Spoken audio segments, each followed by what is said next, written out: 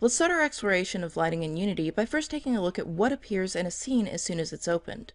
We can see that we have a really cool skybox and a directional light and not much else, but this is a really great foundation to getting started on a good lighting effect. If we select a directional light and rotate it, we can see that the lighting information in the skybox changes and the directional light is actually tied to a sun in this procedural sky.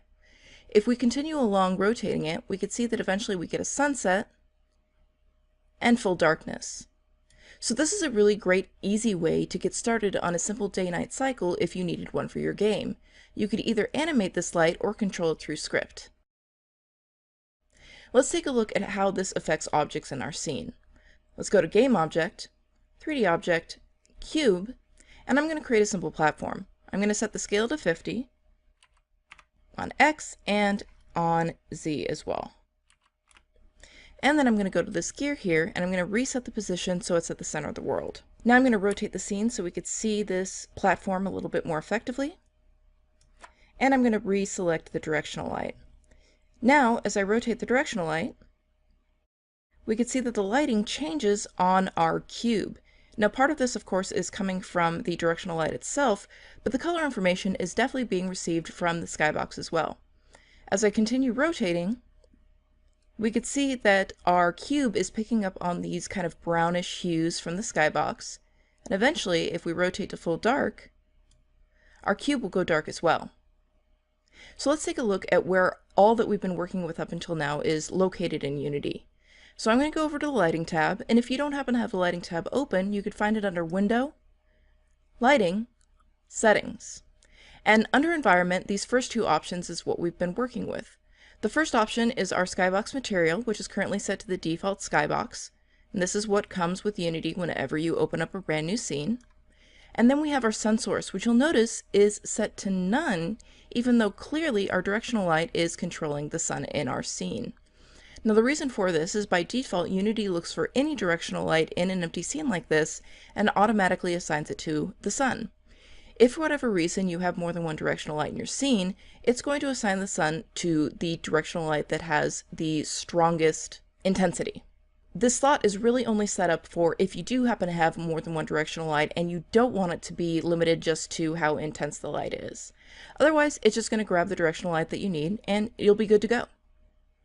So very quickly, let's go ahead and create our own custom skybox just so you're familiar with the process.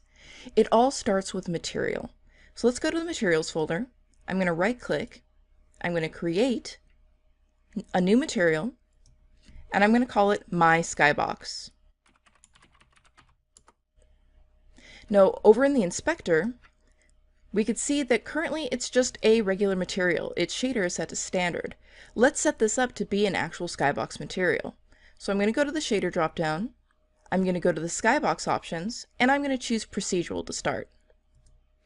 This gives us a preview of what looks very similar to what is in our sky, but we're going to make some changes to it. Now, you can make changes here and just look in the preview in the inspector, but I find that to be a little bit limiting. So I'm going to go back to the My Lighting tab.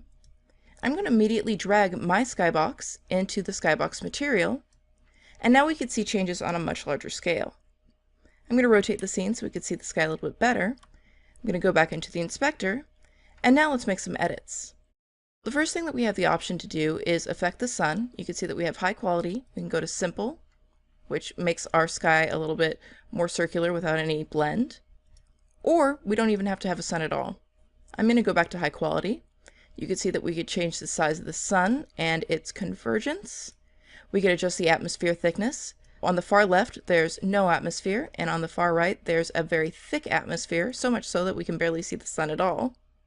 So I'm going to bring this back down. We could adjust the sky tint, so I can make this a really gross looking red, and then we can make the ground maybe a deep blue. And the color of the sky and the ground is affected by the atmosphere thickness, so as we adjust this, we could see that the colors really start to shift. Even though our sky tint is set to red, on a thicker atmosphere, we get this really deep green.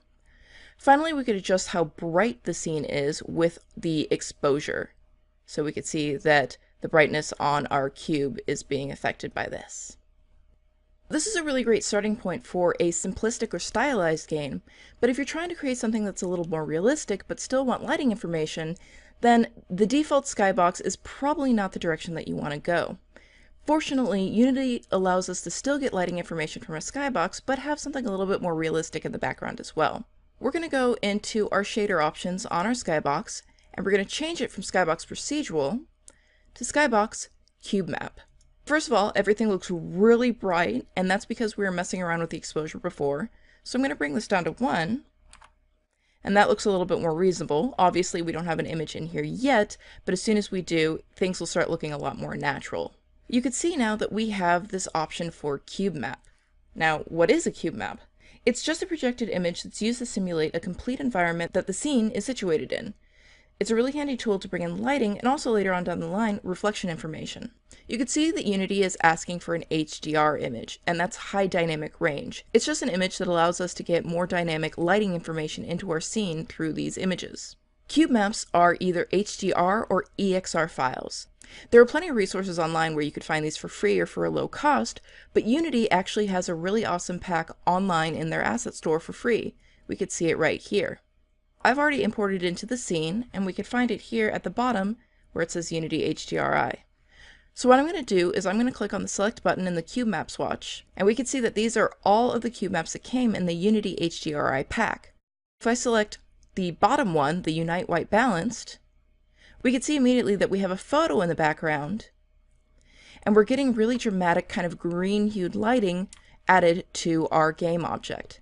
Just so it's a little less distracting, I'm going to turn off the background image, and we can see that we're definitely getting this green hue to our game object, and all of this lighting information is contributed from the skybox itself.